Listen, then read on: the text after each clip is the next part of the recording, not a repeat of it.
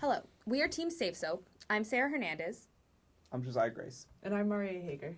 And today we'll be teaching you the second step of the engineering design process, and that is understanding the problem and the context. In this step, we will be teaching you how to arrive at the topics that you will research in order to solve your problem. So first up, exploration of existing solutions. So existing solutions, I guess that would be, in our interview with our client, we learned that we will be creating a bar soap dispenser. So I haven't seen any bar soap dispensers. I think that is one topic we should research. Yeah. Once we move on to historical solutions, then we can kind of go back and how have bar soap dispensers been used in the past. Maybe even look into how soap in general has been. Like Even liquid soap. So any way that liquid or bar soap has been dispensed in the past. Any way that someone's cleaned their hands. Exactly. Past, any way that someone's cleaned their hands in the past. Moving on to similar problems. I guess that would be how people sanitize their hands, maybe in a hospital or just any way someone gets their hands clean for any purpose.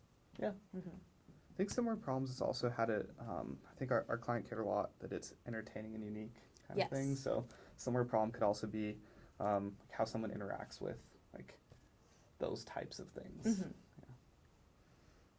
Moving on to similar solutions. So I guess that would be any kind of soap dispenser or anything that dispenses a specific volume. So like a gumball machine uses, a mechanical twist to dispense a specific volume every time. So something along the lines of that. Yeah. And then lastly, analogous solutions. I guess that's kind of a step up from similar solutions in that it's kind of more closely related to our design. So I guess those toothpaste dispensers where they dispense, a certain amount of toothpaste. It dispenses something that you use to clean yourself. So that is an analogous solution. But it's unrelated to actually. But it is actually unrelated to soap dispensing. Soap dispenser, that kind of thing. Okay. I think one thing that we didn't quite touch on was, so part of our problem was to specifically use a kitchen utensil. So I think in exploring existing solutions, we should really look into what kitchen utensils are out there that break things up. Where did they come from? How can we use those? Oh yeah, like a pepper grinder breaking something down. Yeah. That's probably something that we need to Cheese look into. grinder, nutmeg, all of that. Yeah.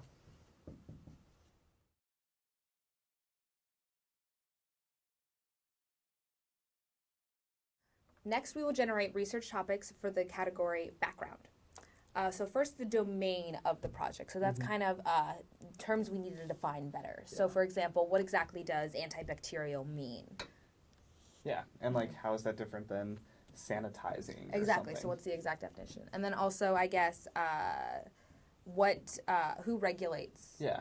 This at a high level. At a high level, yes. So what rules are in place there? Next, the problem breakdown. So I guess just at an overarching, very high level, what we're trying to do at the end of the day is take something big, bar soap, and make it into something small, soap flakes. Yeah.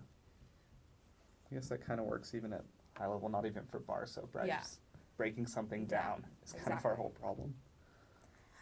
Next, principles. So that would be, I guess, kind of the physical principles of the device. So we want it to be not require much force to use because we want everybody to be able to use it.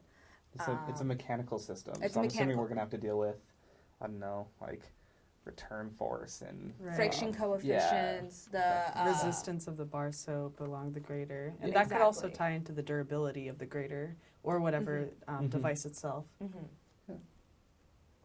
And then lastly, user persona. So I guess what users are going to be. It will be the customers of the restaurant is one subset of users, but then also the employees of the restaurant.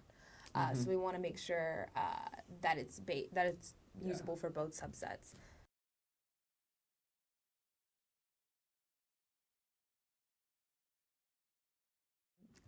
Next, we will be discussing governing the problem in order to arrive at research topics. So first, limitations of our project. So that would include, I guess, how it has to be mounted. Our device has to be mounted to the mirror. That's a specific limitation.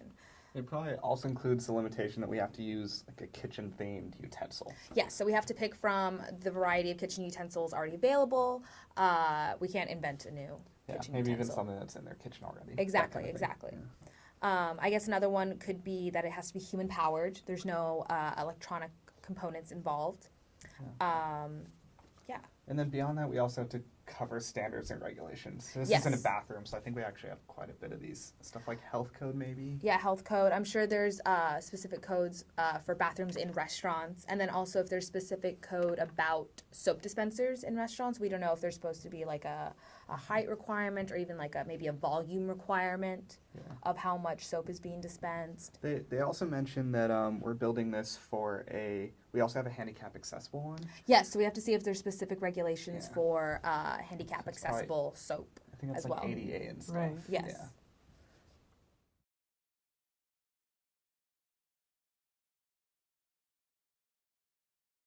Last, business perspectives.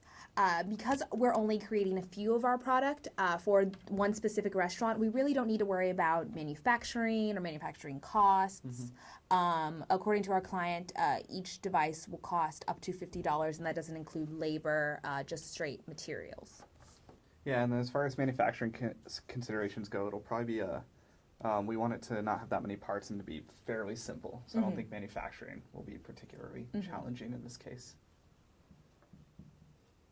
And then I guess as far as business model goes, we could look into soap dispensers currently on the market and how they market themselves. We're basically making something to sell. So we have Yes. to compare it to what's currently out there. There. So we've just completed brainstorming ideas for topics that we need to research. These are going to be put into our design context reviews, which is a summary of our entire research. What's important to note here, though, is although we've come up with topics that we need to research, we actually need to do the research ourselves. And within that process, we're likely going to come up with different ideas, different avenues of exploration that we just don't know quite yet.